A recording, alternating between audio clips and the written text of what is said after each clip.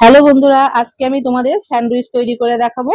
Sandwich করার জন্য যে উপকরণগুলো আমার লাগবে, সব উপকরণগুলো এই যে আমি সামনে সাজিয়ে নিয়েছি। আর আমি এই রুটি নিয়েছি, বড় রুটিটা। তোমরা চাইলে ছোট যে রুটিটা কিনতে পাওয়া যায় ওটাও নিতে পারো, কিন্তু এই বড় রুটিতে করলে স্যান্ডউইচটা দেখতে খুব ভালো লাগে, তাই আমি এই রুটিটা নিয়েছি। সব প্রথমে আমি এই রুটিটা কেটে নেবো। এই রুটির চারটে ধারের লাল অংশ আমি কেটে নেবো।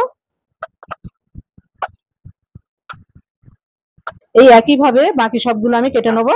সবগুলো আমার কাটা রেডি হয়ে গেছে। স্যান্ডউইচ করার জন্য যে উপকরণগুলো আমার লাগবে সেগুলো একে একে আমি এই কাঁচের গামলির মধ্যে দিয়ে দেবো। দিয়ে দিচ্ছি পেঁয়াজ কুচি, শসা কুচি, গাজর, শুকনো লঙ্কা আর কাঁচা লঙ্কা কুচিয়ে রেখেছিলাম, গুঁড়ো লঙ্কা, গোলমরিচের গুঁড়ো, দিয়ে দেবো একটু লবণ। এখন আমি চিজ দিয়ে দেবো। এখন দিয়ে দেবো ডিম।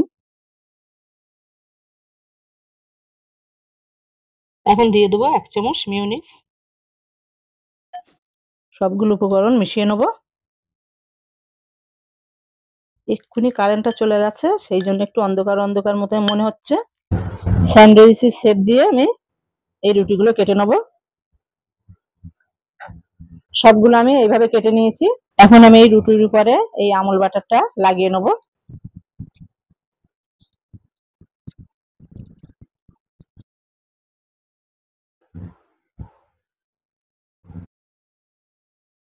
স্যান্ডউইচের যে মশলার পুরটা রেডি করেছিলাম সেই পুরটা আমি দিয়ে দেবো।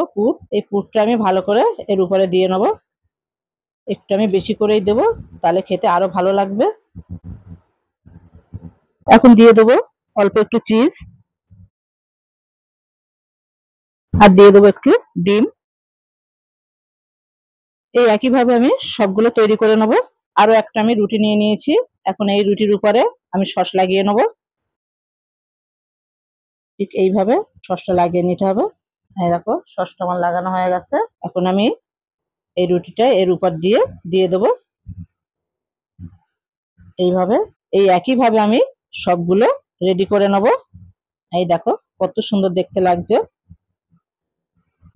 সবগুলো আমি একইভাবে তৈরি করে নিয়েছি।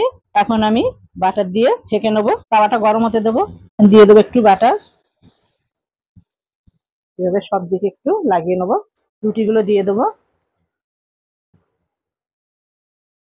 2 মিনিটের জন্য ঢাকা দিয়ে রাখবো। এই উপরে একটু বাটার লাগিয়ে দেবো। এক সাইড একটু উল্টিয়ে দেবো। সাবধানে উল্টাতে হবে। ঢাকনাটা তুলে নেবো। এই দেখো খুব সুন্দরভাবে আমার স্যান্ডউইচটা হয়ে গেছে। এখন আমি তুলে নেবো। আমার সবগুলো স্যান্ডউইচ রেডি করা হয়ে গেছে।